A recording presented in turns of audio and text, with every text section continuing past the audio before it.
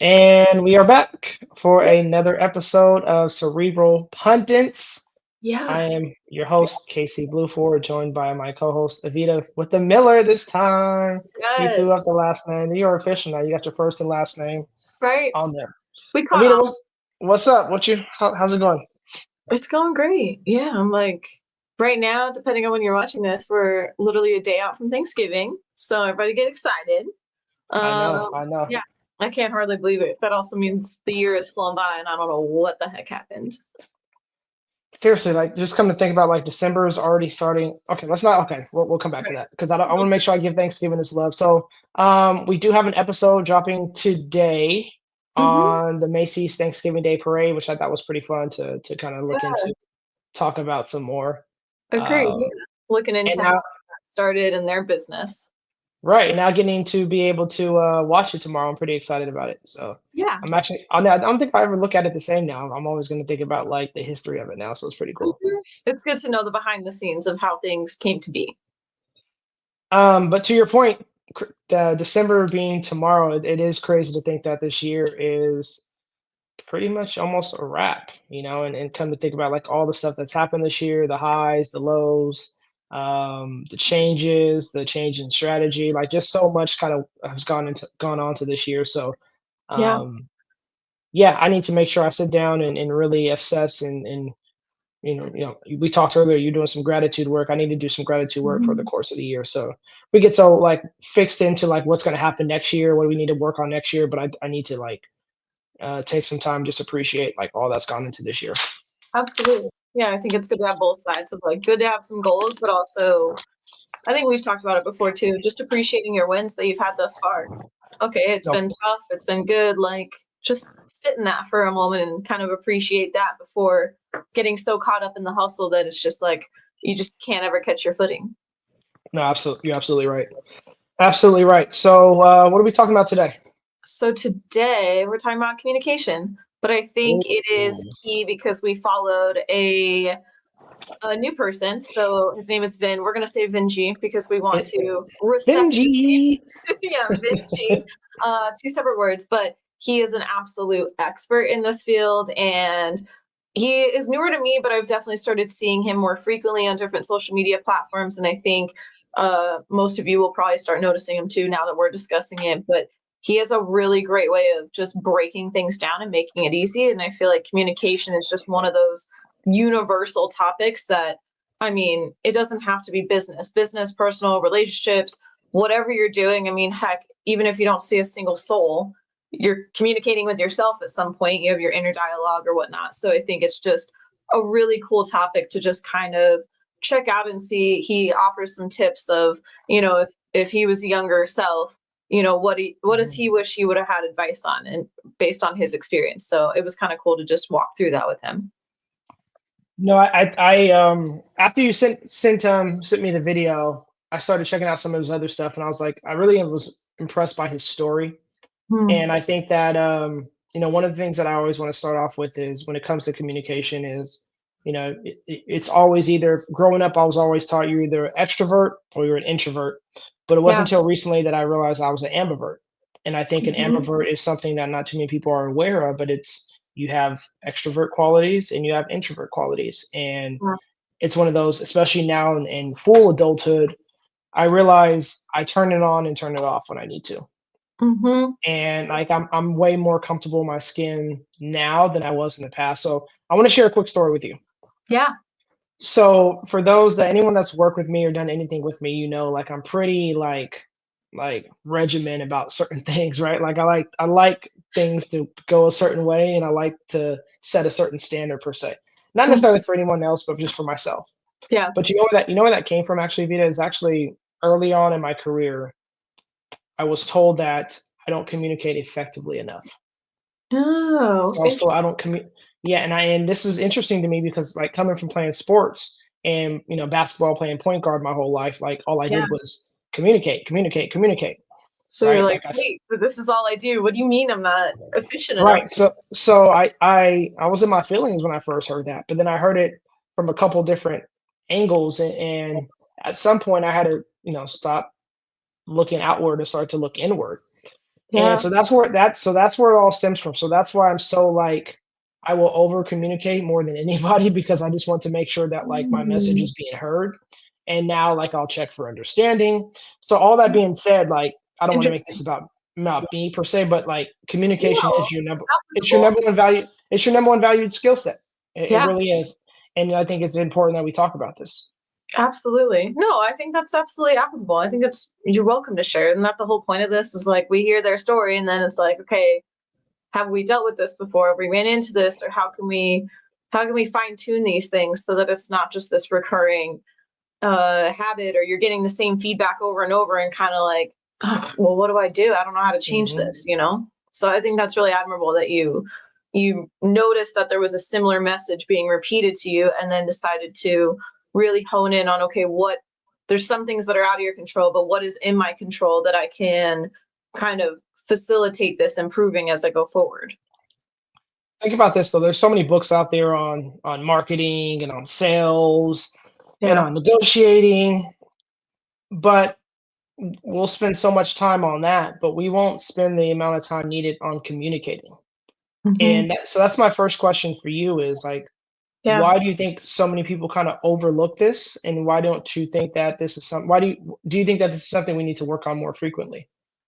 I think like many things we could all probably use some improvement in these areas but I think a lot of it is also identifying like, you know, people hear the word work, you know, or I need to work on it. And you feel like you immediately, you know, they'll default to like, what are you saying? There's something wrong with me? Or what do you mean? I taught, Mhm, like you said, it's like, I played sports my whole life, or I've always worked in customer service, or whatever maybe that thing is for them that they're like, what are you talking about? But I think with this, it's more of mhm, approaching it in a way of like, we know we're going to use this in multiple avenues. And obviously, I think we're both individuals that are constantly striving for that personal development. So, do I mhm, think people could use it? Absolutely. Do I think they'll seek it? Maybe, maybe not, you know, and I think that's why you see the marketing and the sales, because I think in a place where we're always looking for that instant gratification, those are probably more appealing as a gimmick of like, say this, you'll get this result. And I feel like mhm, we're approaching this more of from an introspective view of going, how do I function? Why do I say these things? Or maybe why do I feel like this was communicated appropriately, but the other person is receiving it in this manner? Is that them or is that me? And how can I, even if it's maybe it wasn't inappropriate the way you said it, but how could I notice these little things to make it easier for us to connect and understand each other better? No, no, yeah, I think that was really well said, Avita. Good job. Oh, thank you. Really, really well said. You got a good topic for me. No, so what I want to ask you is, I mentioned being an ambivert, right? I kind of threw that out there from the Yeah. jump, but I feel like not too many people even know what that word is or have never heard of Mhm. that word. Yeah. So I guess growing up, were you extrovert, introvert, and then like knowing what you know now, are you still that same, do you still kind of carry those same qualities per se? I guess to an extent, yeah, because I think we're always kind of to an extent you're still the same person. You know, you're in a different phase, but or Mhm. a different chapter, however you want to word that. But I think the essence of who you are is probably the same. So I would say I think I depending on how you've met me, I be in a very introverted stage or very extroverted stage. And so to your point, I would venture to say I'm a combo. And I know Vin in this one, I think this was a great example. He shared how now in his current life, he's constantly on stages or kind of, Mhm. you know, on, if you will, that he's in front of Mhm. audiences or speaking and having to lean into that extroverted side. And he said that he found the more he does these things, it's that blend where he's like, okay, when I'm not doing that, I'm leaning into the introvert side where I need that time to kind of recoup. But that's just because his day job, if you will, requires that energy of him and for him to show up in that way. And I would say that resonated with me because I feel like I identify with that in the sense of when I need to be in front of people or networking or whatever, I can definitely come across very extroverted, but then Mhm. I need that time to recharge. And it's the same way, like, I like my alone time, but if I'm home too long or, you know, not doing much, then I'm Mhm. like, where's everybody at? Let's talk. Like, who wants to hang out? You know, but it's kind of that balance. So I can kind of see that where I think I lean into both sides, or it takes me a minute to like warm up, if that makes sense. Does it impact how you speak to others? So I say that to say, like I Yeah. mentioned, I think I'm a blend of both, right? Mm-hmm. So in a large setting, I'm not sure. I'm not the one that's going to like really stand out per se. But if you get Mm-hmm. me like in a small circle, like I feel like that's where I thrive. Like Where you're small shining. circle, like a group of 2 to 4 people, 5 people, like those. That's my best. I feel like that's my best scene per se, where I feel like I can like really get to know you, really kind of really analyze and assess, really Mhm. be engaging. But large crowd, large group, like not necessarily me. So No. I tailor my message depending on obviously my audience size and depending on obviously the audience as well. Yeah. And then now in this phase of life, I know where I want to get to. So I want to get to the point to where, yeah, I'm having small group conversations, and I feel like Mhm. that's kind of how I tailor my messages. So my question for you is like, knowing what you know about yourself, do you tailor or are you mindful of that when you're speaking to others? Yeah, I think so. I think in one sense, it's really shown up is I think I'm actually able to support others because they, especially you've seen me, sometimes at these networking events, now they only see me in a way that's like, oh, but you know all these people and you're so friendly and you're just chatting it up with Mm, everybody. But like it's nice to be able to have that other side, to be able to connect with mm, people and go, hey, but I get what it feels like to walk in here and feel like you're a fly on the wall and you just want to hide in a corner. And like yeah. there's definitely days where I had to, you know, talk myself into it, if you will, or lean in and go, hey, you've got that side of you that can chat with people. We need to walk in, we need to go talk to somebody, we need to do this. It'll get easier. It's just hard right now. And sure enough, Mm. show up repetitions, it helps. But I think definitely, that plays a factor. Yeah, so Vanessa Van Edwards, she has book, two books. I think one's called Cues and the other one's called Captivate. And one of the things that she says is actually really interesting to me. She's like, I'm a recovering awkward person. And I feel like that's such a great intro slash icebreaker to like any form of Okay. conversation. Yeah. So I just love that. So, but let's get into the content a little bit. So we're gonna play our first clip here. All right. Better is to manage all the other symptoms, to manage all the other things. I think it's much easier to manage fear of rejection. I think it's much easier to manage the anxiety around new people. And I think it's much easier to manage that part of your brain that's always wanting to be perfect. I think that's way easier to try to manage as compared to say to yourself, I don't want to be an introvert anymore. Now, how do you do this? How do you manage the other things? For example, if you fear rejection, desensitize it. I mean it. Desensitize it. And this will sound crazy to some of you. I've done some of this, and I'm going to give you context. I'm going to give you context behind this answer. When I first learned magic, I thought magic tricks were the most amazing thing in the world. I thought, wow, everybody must love magic. This is crazy. This is the coolest art form in the world. And then I went out into the city because I wanted to practice magic on real people. I didn't want to just practice magic in my room by myself in front of a mirror all the time. I remember this. It was a Friday night. I went to the city for the first time. And I was so excited. I'm like, oh, I can't wait to bring joy and astonishment and amazement to people's lives. So I stood there in the city with a couple of my friends and I walked up to a random stranger and I said, hey, can I show you a magic trick? And they're like, no, get away from me. Oh, you can I feel know. the reality of that when you're I so know. about something and then they're just like, what are you doing? Get out of my way. It's like, no. So he talks about desensitizing, Yeah. desensitizing the fear of rejection, the Hmm. fear of failure, fear of success. Is this something that you currently do? I don't know if I've been, I don't know if I specified it like that. Like, I don't know Mm, if I realized I was doing that, if that makes mm, sense.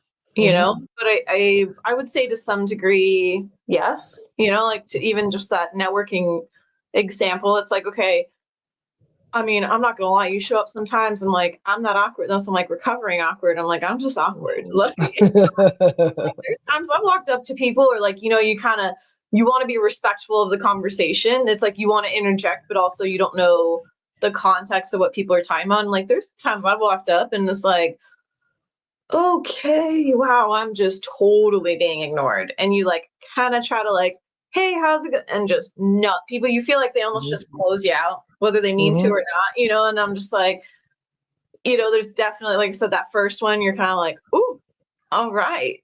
Okay, I'm just gonna take myself home. But then you try again. So I mean, I guess in a sense, like, yeah, and that's why I'm like, I don't know if I set out and was like, ooh, I'm gonna go get rejected. But I feel like it goes with that saying of like every no gets you closer to a yes. It's Mhm. that same like, okay, we'll keep going. Someone's eventually what your idea is gonna hit or whatever that might be. How about for you? It's funny. So I didn't think about it as desensitizing it either. But I think self sabotage has definitely been something that I've been actively working on this year. I know we read a couple books on it about it this year. Yeah. Um, but I think the fear of rejection is definitely one that I for sure have been desensitizing. In a Mhm. sense of, I feel like from, trying to acquire businesses, like I've got like a lot of no's this year, or Yeah. just, it's not necessarily a no, it's just a not right now per se, right? Hmm. So the best way to get over that is just to continue to push forward and go after the next one. So I think in a small fashion, I've kind of started to do that without even realizing it. Now, the Yeah. fear of failure and the fear of success, fear of failure, I've never really feared failure too much in my life, so I'm not really too concerned about that. But fear of success, definitely yes, Yeah. because something can happen in a sense of, you put yourself in a situation like, oh, if that goes good and then that goes good, then I might actually be in this situation. And then you do something dumb or something to kind of remove you from that situation. So you're kind of scared of succeeding in an awkward way. We always want success, but Yeah. at the same time, are we willing to do everything it takes and be as Yeah. vulnerable as we need to be in order to achieve that success? So I always thought that was interesting. So I think Mhm. these are definitely something that I need to intentionally do, Yeah. to intentionally position myself to be able to do that. Absolutely. Yeah, I agree. Like I said, I don't think I was never intentional with it, or not that I was aware of, anyways. But now when you hear it, it's like, oh, okay, something to be aware of as you're going through it. No, absolutely. So let's get a different perspective on something else here he talks about. Sensitize is you can also desensitize the fear of saying the wrong thing.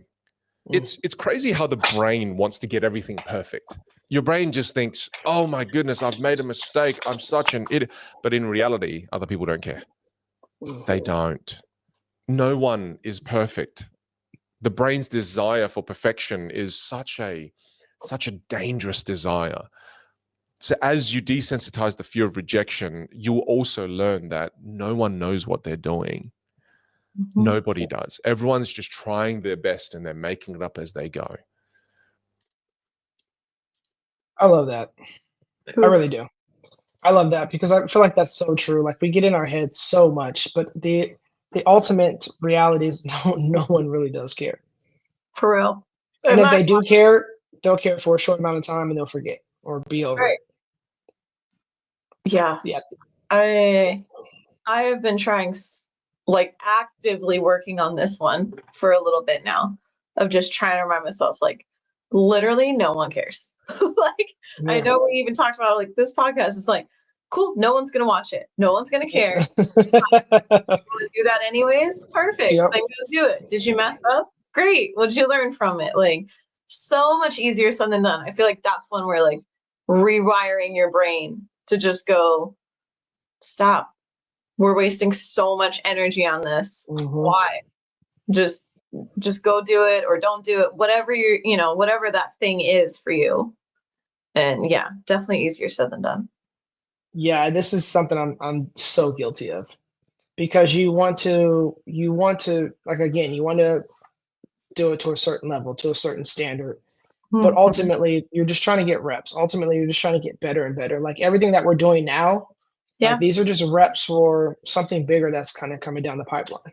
Mhm. And I think that's what I have to remind myself is like who cares if 5 people watch this? Who cares if 3 people watch it? Who cares if 5,000 people watch this? Like ultimately your goal is to kind of get better and better, not kind of, your goal is to get better and better and better at doing something that eventually is going to pay off in the long run. Yeah, Yeah, absolutely. like there's going to be a time when one of us or both of us will be on a stage at some point and we'll have to be able to public speak. Oh my and god, all the practice that we're doing now. that's right there. Look at you. You look at you getting nervous already. Like, oh god, I think it's coming though. Well, that's probably what freaks me out the most.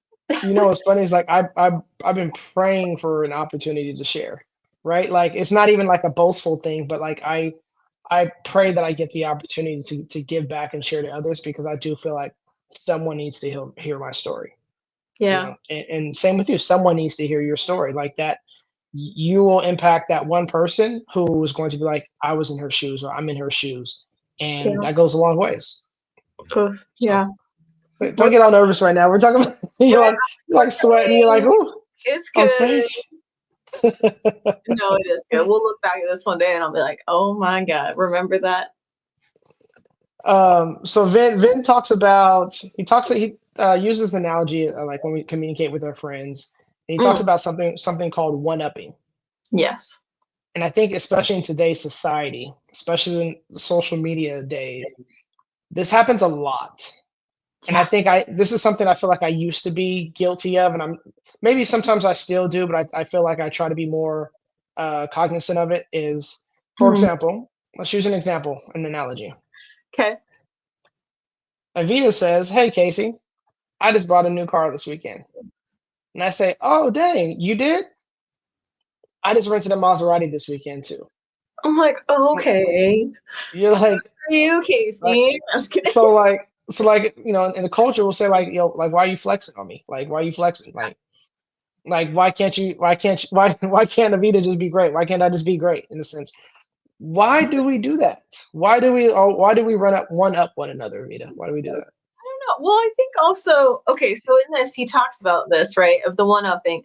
But I also think, like many things, it can be how you say it, what's your Hmm. tone. Like, he talks about, I don't know if you're sharing this or not, but he Yeah, we're about to talks share about, right like, now. could you ask a few questions in between? Like, did you go, oh, cool, what kind of car did you get? And also, like, is this my first new car? Like, I've never had anything even remotely close. Like, I've been trying, I haven't even had a car at all. And now I got a new car. Or is this like, come on, Vita, you get a new car every week. What are you talking about? Like, and so I feel like it makes a difference of how can you one up in a tasteful way. Let's hear how he talks about it, and we'll revisit it again. Okay, Let me perfect. help you become familiar with it. The classic example is one of your friends says, "Oh my goodness, I just went bungee jumping and I had the best time of my life." And then the moment you heard that, you go, "Oh yeah, well, I actually went skydiving and skydiving's way better." That's one-upping. It's awful. I am so guilty of this. I do it all the time. But then the question here is really powerful because isn't it important to find common ground? And when someone shares that they've done something scary and you share you've done something scary, doesn't that build rapport? Yes and no. Because if you do it in the wrong way, people just kind of go, "Oh yeah, well, great. Good for you. You've been skydiving. I only done bungee jumping. I guess I'm not as cool as you." So there's an elegance to it. And what makes it elegant is, first of all, if one of your friends says, "Hey, I just got a jet ski," don't immediately jump in and go, "Oh yeah, well, I got a boat. Did I tell you I got a boat?" No, don't do that. Once someone shares something that excites them and you notice their emotion is peaking and they're like, "Oh my goodness, I just bought a jet ski, Vin." To make sure that you don't one up them, and at the same time, you want to share that you also have boats and you have the love of being out in the ocean, you ask 3 follow-up questions about their peak emotion before you talk about the common ground. For example, All right, so we won't go over the example because we just kind of shared the example, but this is good because I think I can practice this. And I Yeah. think this is one of those moments that I feel like I will remember next time like I'm in a position to try to, because he makes a good point. Like we're just trying to build rapport. And Yes. sometimes, well, most of the time we're trying to build rapport. Sometimes some of us are just arrogant and cocky. It is what it You're is, right? just excited. Right. Yeah, it is what it is. But like in building rapport, like you want to have that commonality, but at the same time, it's a balance between finding that commonality and like pretty much stepping on their entire Right. like dreams per se. So Yes.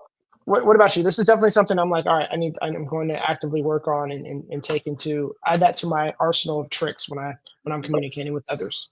Yeah, I think, like anybody, I can take note of it because I'm definitely guilty. But I think like you said, it's done with good intentions. Like you said, you want to build rapport, or for me, it's not necessarily rapport. I'm a very much like, I want to relate to somebody. And or if Mhm. I'm trying to understand, I'm usually trying to relate to something I have in my like Rolodex, if you will. So sometimes it's more of me just like verbally processing and going, oh, maybe that's like this thing that I did. Okay, cool. Or, I don't have anything that compares to that. Is it like this? And so I think I'm usually more of curious, or trying to relate, but I can definitely see, like in his example, how I need to be aware and cautious that it doesn't come across, arrogant or one upping, or like I'm minimizing somebody else's success or something that they're joyful about. Yeah, because I think most of the time we build more rapport by listening than speaking, right? So I Mhm. think this is also a good example of being able to say, "Hey, I'm happy for you, and let me throw in some follow-up questions to show that I'm interested in what you're interested in." Yes. And I think that to me that was like one of the biggest takeaways from this section. Yeah, that's a really good takeaway from that. I agree. Vin also he mentioned communicating with like friends and family and Mhm. how to leverage them for your growth. And I thought that this was a good opportunity. Yeah. So, how often or how frequently do we go to an event or a meeting or a conference and we come back and we are pumped and we want to instill every single thing that we just heard for 3 days into, the next 1 hour of our lives, right? New event, new you. You come back Yeah. and everything's changing. We're It's like changing it's like houses. We're changing businesses. yeah, it's like a baptism, right? Like you go to an event, you come back, you're just cleansed and you're And made we're brand new. new. Yep. So, um, but he made a good point as far as like giving them a heads up and then ultimately they become like your hype man or hype woman. Yeah, Because absolutely. think about this though. Whether it's a friend, significant other, whoever, family member, Yeah. when you go experience something Hmm. and you come back and you share what you experience, are they going to be happy for you? Yeah, maybe to some degree. Is Hmm. there going to be a little bit of envious and jealousy? Maybe. Yes. Yes, there probably will be. Yes. Right. So the thing is, when you're sharing this and you're sharing how you're going to be transformed, it's actually smart to invite them to be a part of that journey with you Mm. because now they're included. So not only did you go out and you learn this thing, whatever, whatever, and you want to apply it, but you're saying, hey, I want to apply it, but I want you to be a part of it with me. Mm. Now they're involved. Now they're engaged. Now they feel like, oh, he did this, but he wants me to be a part of this part with him. And I'm I think curious. I there's want something to be to said about that. I Mhm, want to pause because you said something there.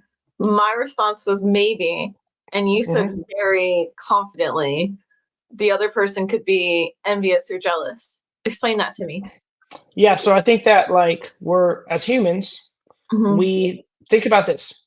We thrive on experiences, and when you scroll through social media, think about that. When you scroll through social media, what is your range of emotions like?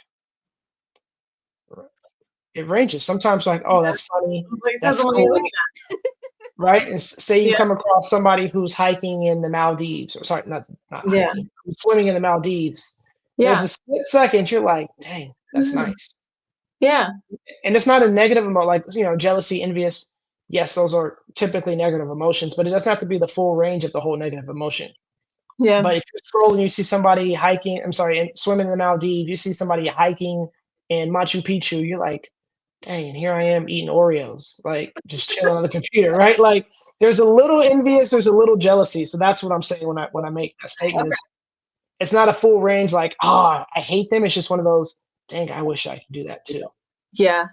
Well, I That also think that I thought about with this part too. I think it's great to bring people along the journey, but I think I took this portion more as just um having the conversation and then like meeting that person where they're at too. Of like, hey, I don't, he talks about like, I don't want to catch you off guard. I can't just come home and like, if I'm pretty mellow, all of a sudden I come home hyped and I'm like yelling and cheering for everything. You're gonna be like, what the heck is wrong with you? But I also feel like just because I do it, learning that like the other person doesn't, and this is where I would probably have to learn because I am definitely one that's like, I'm doing this, you should do it too. Like, let's go. And Mhm. like if they don't, I'm like, well, why don't you want to? This is good. This is exciting. But I think with his approach, it's more of just, let's talk about it. Here's what I've learned, and I would love for you to join me. And if you don't want to join me, that's cool too, if it's too much for you right now.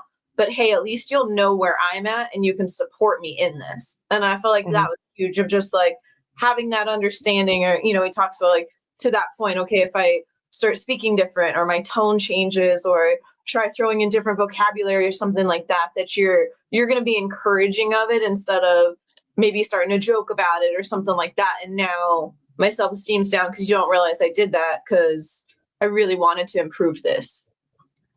Yeah, it's one of those. I can't tell you how many times it's like after a while, like you feel like, man, are they on my side? Like, are they draining me right now? Like, because you didn't approach it from the right way. Right. You You're know, like, you don't get it. Well, they you don't, can't, because they you even know, you tell me don't you don't get it. You weren't there. Like, think about how many times in arguments people say that, oh, you don't get it, you don't understand. that. I Uh-huh. don't.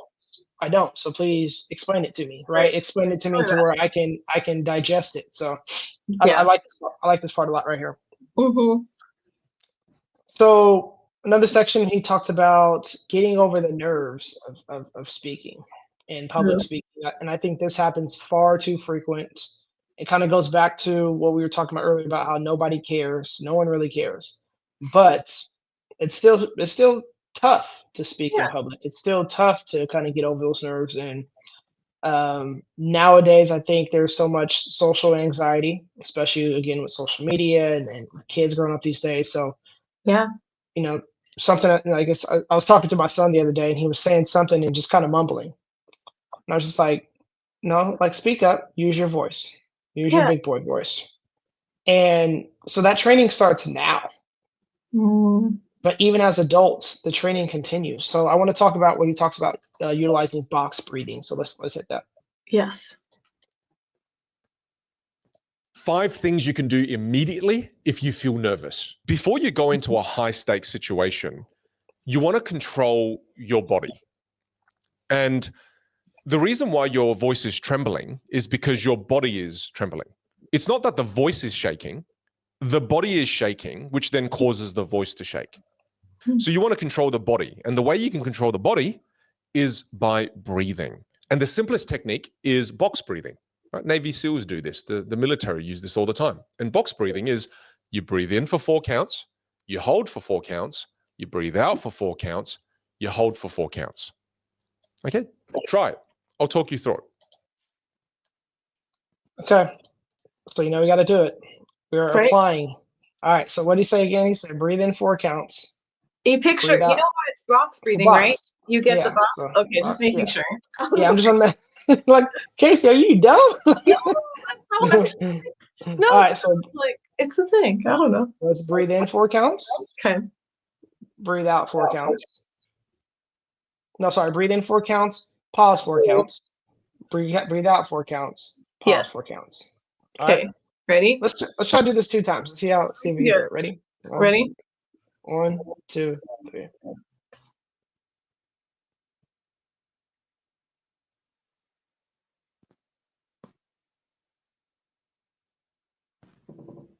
All right, I'm relaxed now. My whole body's relaxed. That one little simple fact. I'm like, all right, I'm zen. I am zen for the rest of the day. And Vita's she's so zen right now that she lost her camera feed and everything, so she must be feeling really, really relaxed. So kudos to her for her box breathing as it as it kicked her camera off. No, but ultimately, like this is one of those traits that we continuously have to continue to work on, need to focus on, like bettering ourselves. There's going to be so many situations that are going to feel uncomfortable.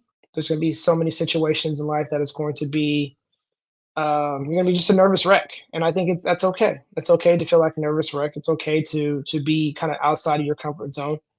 Oh, we lost you. I was talking to the camera. I told them you were so zen and Right. you were so relaxed that we lost you. Can But work wonders for you guys. what I was saying was there's going to be so many times in life where you're going to be uncomfortable, and I think you can still control your body, and I think that's a very important trait.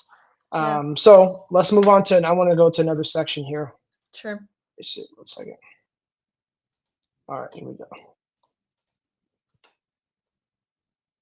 The second thing is you want to control your mind.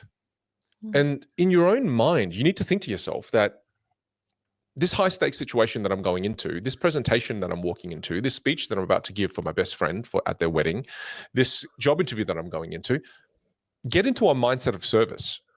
I'm here to serve the people that are in front of me. It's not about me. It's not about me. Because if you become really self-conscious and you keep thinking about yourself, you're going to become more nervous because you're thinking me, right? Instead of doing that, think about the audience, focus on the audience. And by taking that self-consciousness, taking that consciousness away from the self and placing it on others, it starts to reduce the nervousness as well. Thoughts on that one? Uh-oh, did we lose her? Vita, did we lose you again? I think we lost her again. Okay, we will bring her back up when she's ready to go. No, I really do like that. I think that too often we go into situations and speaking situations to where we feel that there's so much we put so much onus and so much pressure on ourselves to perform, and almost to where it becomes a burden to perform when ultimately, like, we were given the opportunities to speak for a reason, and that is the reason that we were in that situation. So I think that revisiting how we approach certain situations, whether it's adding box breathing, whether it's just changing the dynamics, maybe starting with the icebreaker, maybe changing, maybe telling more storytelling. I think all those things included, like, help go a long way with being able to speak publicly and just having the confidence to speak in general. So I really like that. Next thing we wanted to hit on, and Vita will be back with us shortly, is like understanding your triggers. So he talks about how, you know what? I'm not going to talk. Let me get to the section where he talks about the triggers here, and then we'll kind of take it from there. So give me a second. Let me pull this up and let's see where he is. All right. So let's hear him talk about triggers. Triggers. Understand what triggers you. And once you understand what triggers you, you then can manage it. So if you know precisely that speaking in public is a trigger, well, then now, even by being able to label it and by understanding it and by knowing that makes you nervous, that's going to help already. After that, then desensitize it. I mean it. And slowly desensitize it. I'll give you an example again, because sometimes to me, these examples are very obvious, but I know for you on this journey, it may not be as obvious. So say, for example, that speaking in front of 10 people is really nerve-wracking, right? It's like, then the next time you're at dinner with your friends and there's only 2 or 3 people, I mean, that's public speaking, right? But to just up the ante a little bit, while you're speaking to your friends, say, hey, I want to make a toast this evening, right? And as you're sitting there, by you just saying, hey, I want to make a toast this evening, all of a sudden now, this changes the frame from this is just being a conversation, but I'm going to deliver a speech. All right, let's see. Oh, Vita, you're back with us. Yep, we're rolling with the punches today. Nah, this is good. This is good. This is giving me practice and talking in front of the camera by myself anyway. So this is something I've been thinking about doing more and more. Let's talk about triggers. What are some of your triggers? The public speaking is definitely one. Yeah, that's for sure. But I think why is even that, like, why is that? I don't know. I've had it since I was a kid. So if Like, no one cares, it terrifies me. Like, I know. That's why I'm like, if you're desensitizing it, I think that's how we're starting. Like, honestly, even just these types of activities of like showing up to groups or, doing one-on-one meetings with people and then turning that into like speaking up on maybe like group Zooms, or to their point, like I've actually done that before where at a dinner, it was literally just like family and friends, but I did do a toast like at my cousin's birthday. And that was like a big deal. Like she knew that was special because she was like, oh my God, Avia does not talk in front of people. Like things. So I do feel like he's right that you can desensitize it and just whatever your starting point is. Like people, I think, automatically associate that. Like if you say public speaking, it doesn't mean talking in front of a crowd of, 200,000 people. Like you said, maybe that's just getting better at how do I even just have a one-on-one conversation with somebody? Okay, now how could I talk in a group of 3 or 4 of us? And then just kind of building on that. It doesn't have to be so extreme that I'm just suddenly going to be comfortable. I think everybody had a different threshold as they build up to things like that. No, that's good. I like it. I like that you're okay saying like, "Hey, this is where I'm starting." Yeah. Um, Gotta start as you were, somewhere. yeah, no, honestly, as you were speaking, I think one of my triggers is um, overthinking. So almost analysis by paralysis. So I can do Yeah. that. I can start speaking, and then in the middle of me speaking, I'm already like listening to myself saying, "Why'd you say that? Wait, Mhm. why'd you say this instead? Oh, if you want to sound smarter, you say this." And it kind Yeah. of just goes back to that whole like nobody really cares Yeah. notion. And I just have to remind myself that. And this is something I actively continue to work on. Yeah. It's the pursuit of perfection per se, right? Mhm. Versus the pursuit of progression. And I just have Yes. to make sure that I Also, remind myself that on a consistent basis. yeah. I think that's a good one too.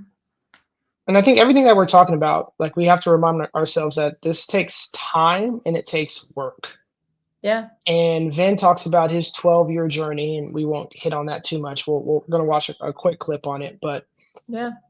like a lot of the stuff that we're striving towards and the people that we're looking up to Mhm. and looking for guidance from, like they've started somewhere too.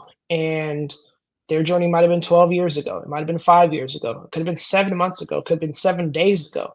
We don't Yeah. know that. All we see is the finished product. And I think that Mhm. everything that we're working on today, like it's important that we just put that into perspective that all the reps per se that we're getting right now is for the greater good. Absolutely. Yeah. So let's watch this real quick.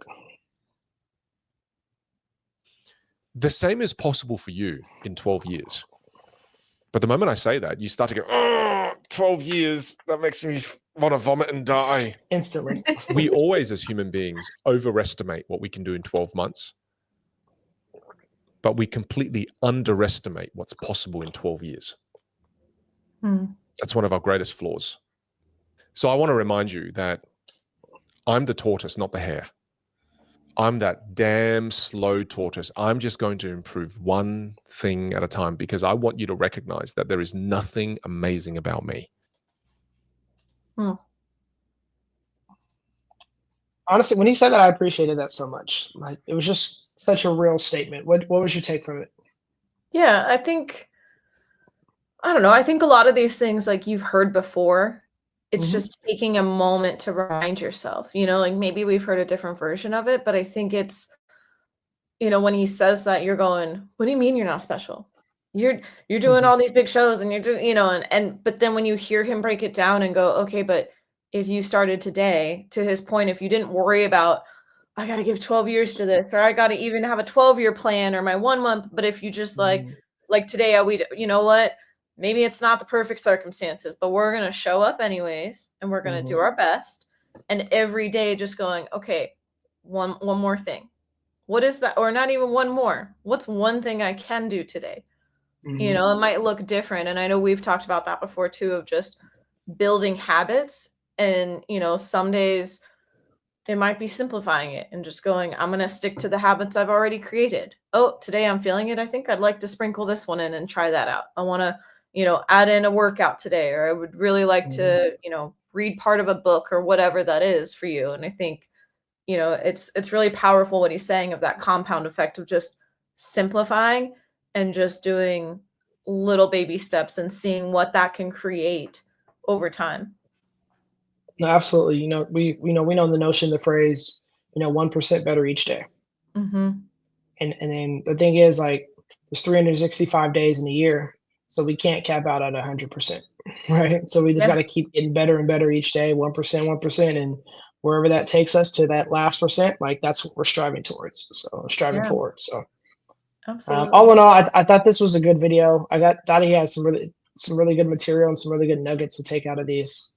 Um, yeah, this is yeah, communication, one thing at a time, one step at a time, desensitizing things. Those are like some of my key takeaways from this. I wanted to Yeah. kind of get your thoughts before we wrapped up. What were some of your takeaways from this video? Yeah, I think it's really important, like I said, I just think the reminders of, how you communicate, and having that awareness to be more effective in your communication. But I also think some of the applicable little steps, he talks about, when Mhm. you were saying, can you talk to family and friends or whomever's near you, to give them for morning when you're trying to adjust something or test something out. And, having those conversations to me was big, but also applying where he says, okay, can you start with go say hi to 5 people today? Can you negotiate Mm-hmm. your coffee and just see if you can get it for free? See what they say, because I feel like all of us will be like, why? It's not my birthday. It's not anything, like, ugh. Why, And I feel like why not? Why not, right? yeah, something so simple like that, but I thought that for me, that felt like a bite-sized actionable step that I think it put it in perspective for me, and of instead of, again, thinking you've gotta go do something massive. To me, it was like, "Ooh, maybe that's a little out of your comfort zone, but, like, I can go say hi to somebody that I walk by in the store. I could go, Hmm. comment on somebody, "Oh my god, love those shoes," or whatever, but it's just getting out of that, "Why can't you go talk to somebody?" Okay, so what? They totally ignore you, blow you off. Alright, fair enough. But what if they talk to you and they're super cool or whatever? I mean, the Hmm. possibilities that could come from it, and you could grow. Maybe it's not that person, but now you go negotiate yourself in a better job or open yourself up to a better partnership or something like that of, like, because you've built these skills up. So I think that's kind of my biggest takeaways. Yeah, I think we have to remind ourselves we're literally one conversation away from a life changing event, right? Yeah, Does think about you may sit next to somebody on an airplane, sit next to somebody on the bus in a meeting. yeah, That person might be the person to really change your life. So I think we just have to be able to kind of absolutely. step out there and have some of those conversations that we're hesitant to do. So, Yeah, I would agree. Avita, we're about to get out of here. Any I can't finish without asking you this. Two questions, actually, two questions. Thanksgiving wise, is mac and cheese a side dish or a main dish? Mm, side dish. I mean, I might choose it as my main, but no, side Not, dish. no, it's funny. I always, honestly, I think it's a side dish too. Yeah, But I can see where it preferably. could be a main dish, right? And then Yeah. also, what are you looking forward to the most tomorrow? What are you thankful for? I think I'm just grateful for where I'm at and the people I'm around. I think my biggest Yeah. goal coming into this year and recently has just been how do I do more of what I love with the people that I Hmm. love?